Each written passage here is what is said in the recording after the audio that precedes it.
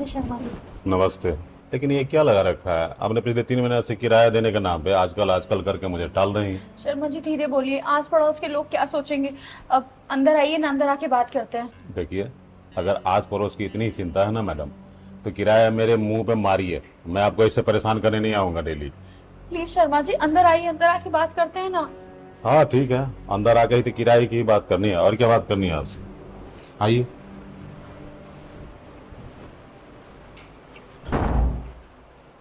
ये मनहूस फिर से आ गया, हर समय किराया किराया, जीना हराम करके रखा है।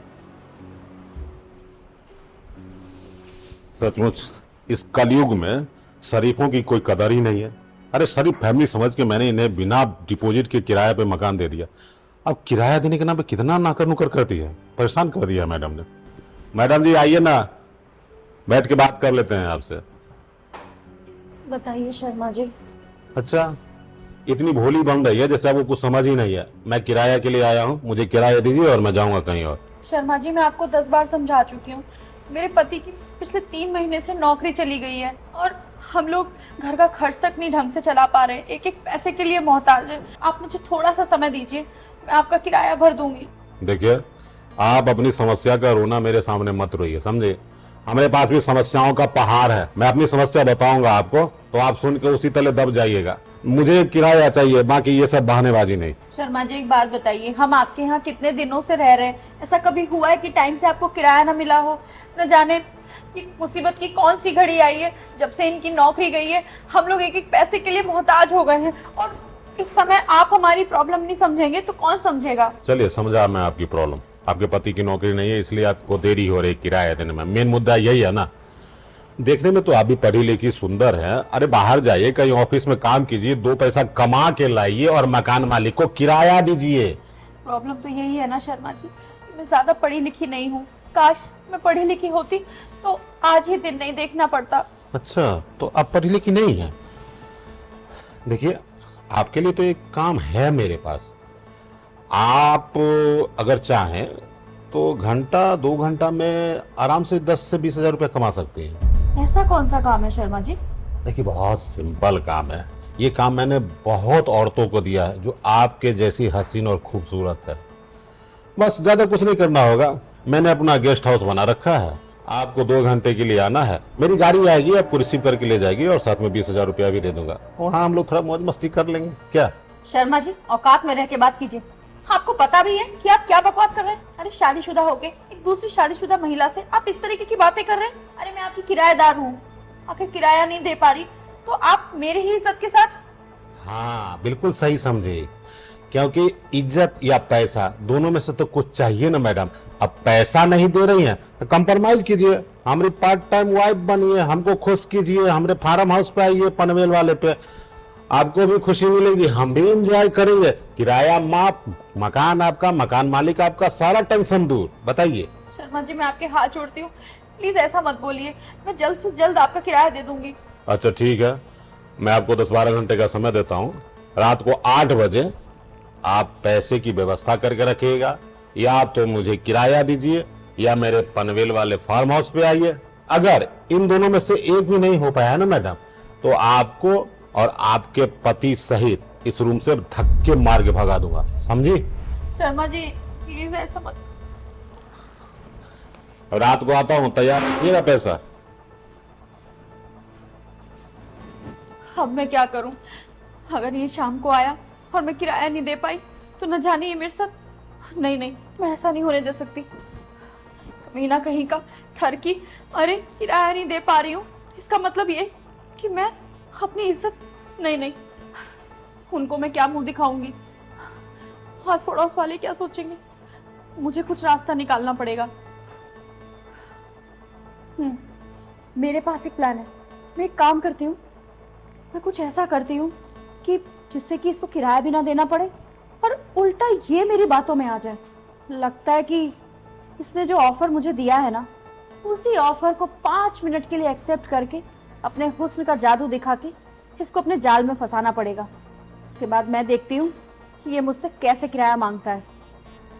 आजा बच्चों शाम को। हाँ।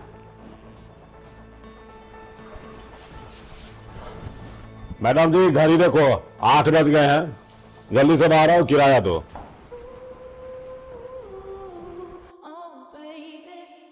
Oh baby, yeah.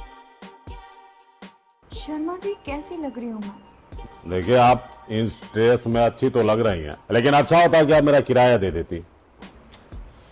Sharma ji आप किराए के चक्कर में पड़े हैं अभी भी।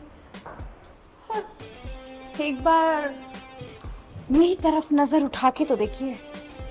अच्छा, लगता है मैडम जी के मन में कुछ और प्लान चल रहा है। इसका मतलब मैंने जो आपको ऑफर दिया था वो एक्सेप्ट है क्या?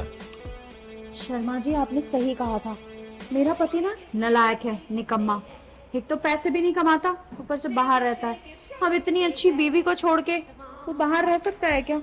मैं आपकी बीवी होती तो क्या आप ऐसे मुझे छोड़ के बाहर रहते? अरे नहीं मैडम, आप जैसी खूबसूरत अगर मेरी बीवी होती तो मैं सुबह उठ के काला टीका लगाता गाल पे कि कहीं मेरी या किसी और की नजर न लग जाए। आपसे 1 मिनट दूर रहना तो बहुत दूर की बात है। बड़ी अच्छी बातें करते हैं आप शर्मा जी। कोई बात नहीं, अब तभी तो मैंने सोचा आप पैसे वाले भी हैं और मेरे बारे में इतना सोचते हैं, मेरी तारीफ करते हैं, क्यों ना आपका ऑफर एक्सेप्ट कर लिया जाए। देखिए मैडम, ये आपने बहुत समझदारी वाली बात कही। हम आपके इस फैसले से बहुत खुश हैं। अब देखिए, अब आपकी सारी समस्या खत्म हो जाएगी। मतलब आप मुझे खुश करेंगे, उसके बदले आपको भी खुशी मिलेगी। तो क्यों न खुशी के बेला को प्रथम मिलन की बेला बना ले। चलिए बेडरूम शुरुआत कर ही देते हैं। शर्मा जी अभी तो आपने बोला ना आप मेरी सारी बात मानेंगे, तो इतनी भी जल्दी क्या है? जल्दी है, जल्दी है, अब मुझसे सुनिए बर्दाश्त। ना शर्मा जी, क्या हुआ? शादी के बाद आज तक कहीं घूमने नहीं गई हूँ। अच्छा, मुझे गोवा जाना है घूमने। गोवा? और वैसे भी देखिए ना, मैं इन कपड़ों में आपके सामने अभी और गोवा में बिकनी पहन के आपके साथ, ओहो इतना मजा आएगा, जरा इमेजिन कीजिए। मैडम जी, मैं इमेजिन कर रहा हूँ और इमेजिन करके अंदर ही अंदर बहुत परेशान हो रहा हूँ। मेरी परेशानी दूर कर दीजिए। पहले हम लोग थोड़ा सा बेडरूम से आते हैं, उसके बाद गोवा की तैयारी करते हैं। क्या शर्मा जी, बेडरूम बेडरूम, अरे मैं कहीं भागी जा रही हूँ क्या? सब मैंने आप ही के लिए तो किया है। हम आप देखिए कितना अच्छे से ड्रेसअप हुई हूँ सिर्फ आपके लिए। Thank you. एंजॉय करना चाहती हूँ आपके साथ। हाँ हाँ, मेरी एक परेशानी है, आप उसे सॉल्व कीजिए ना प्लीज। अरे अब आपकी कोई भी परेशानी नहीं है। आपने जब मेरा ऑफर एक्सेप्ट किया ना, तो मेरा फर्ज बनता है कि आपकी हर एक परेशानी को आपसे कोसों दूर रखूं। बताइए क्या परेशानी है? मेरी ना एक सहेली है, उससे मैंने 2 लाख रुपए कर्जा लिया था। अच्छा। और आप तो जानते ही हैं मेरे पास तो पैसे भी नहीं है। मैं तो इतनी पढ़ी लिखी भी नहीं हूँ कि मैं कहीं जॉब करके उसका पैसा चुका सकूं। अब वो न जाने दिन में कितनी बार मुझे फोन कर करके परेशान करती है। आप प्लीज मुझे 2 लाख रुपए दे दीजिए और मैं उसका कर्जा लौटा देती हूँ। अरे 2 लाख तो क्या, 5 लाख दे दूंगा, लेकिन पहले जो आपने वादा किया है गोवा चलने का, अभी गोवा का टिकट बनाता हूँ। हम लोग गोवा होते हुए थाईलैंड, थाईलैंड से फिर रिटर्न इंडिया आएंगे, उसके बाद आपकी सहेली को पैसा दे दूंगा। शर्मा जी आप बहुत सीधे हैं।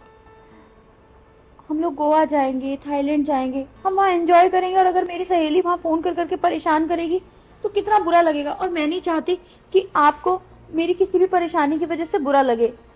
आप बात बिल्कुल सही कह रही हैं, आपके बात में दम तो है। कोई बात नहीं, आप इतना परेशान मत होइए।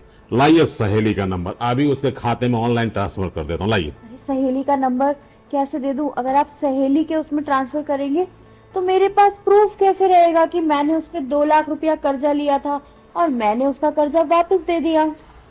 बात तो आप बिल्कुल सही बोल रही हैं। कोई बात नहीं, आप जैसा कहें आप ये खाते में ट्रांसफर कर देता हूँ, आप उसको पेमेंट दे दीजिएगा।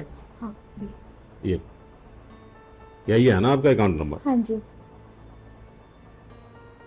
ये लीजिए, हो गया 2 लाख ऑनलाइन ट्रांसफर। अब तो खुश? अरे वाह शर्मा जी, आपने तो मेरी प्रॉब्लम 2 मिनट में सॉल्व कर दी। हाँ, लेकिन मेरी प्रॉब्लम बढ़ गई है, अब मुझसे बर्दाश्त नहीं होगा। चलो। शर्मा जी क्या आप मुझे वाइन पिला सकते हैं? आप वाइन पीती हैं?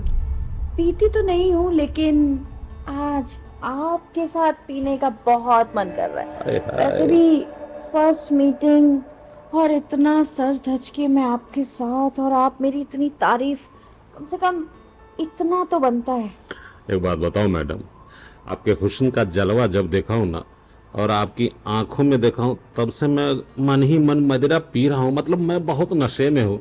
इस नशे को उतारिए ना बेडरूम में, उसके बाद जाके वाइन भी ले आएंगे। इस नशे को पीने के लिए पहले दूसरा नशा भी जरूरी होता है शर्मा जी। और आप मेरे लिए इतना तो करेंगे ना? अरे आपके लिए हम जान दे देंगे। ये वाइन तो वाइन क्या बड़ी चीज है। जान नहीं चाहिए शर्मा जी, बस थोड़ी सी वाइन चाहिए। अच्छा अच्छा, आप टेंशन मत लीजिए। आप इसी ड्रेस इसी मूड में रहिए। मैं अभी यूं गया और वाइन लेके यूं आया। ठीक है? ठीक है। Okay, wait and watch. आ रहा हूं बेबी। वेट एंड वॉच आया बेबी। ठरकी कहीं का साला बदतमीज। अरे इसने क्या सोचा था कि मैं पढ़ी लिखी नहीं हूँ, बेचारी हूँ, लाचार हूँ, मेरे पास पैसे नहीं है, तो ये मेरी इज्जत पे हाथ डालेगा और मैं इसके साथ वो सब कुछ करूंगी जो एक पति के साथ होता है। हाँ, तुझे क्या पता एक औरत जब अपने पे आ जाए ना तो क्या नहीं कर सकती। आखिर मेरा ये प्लान सक्सेसफुल हो ही गया ना। देख बच्चू, ना तूने किराया मांगा और उल्टा तुझसे 2 लाख रुपए भी ले लिए। हाँ, अब अपने पति को फोन करती हूँ और उनसे बोलती हूँ कि बाहर ही मिलना। हाँ, और वैसे भी मजे की बात, सारा फर्नीचर तो इसी का है।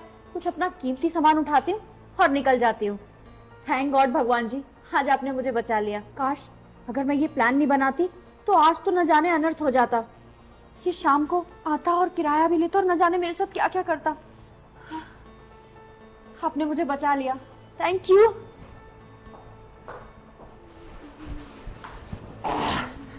अरे my baby, please come out. देखो तुम्हारा पसंदीदा वाइन लाया हूं। आ जाओ बाहर। मैं भी बहुत बेवकूफ हूं। मेरी बेबी इंतजार कर रही होगी बेडरूम में कि वहां जाके मूड बनाऊंगा, और मैं उसको बाहर बुला रहा हूं। हाय हाय, मौके का फायदा उठाना चाहिए। चलो अंदर ही। ये क्या हो गया?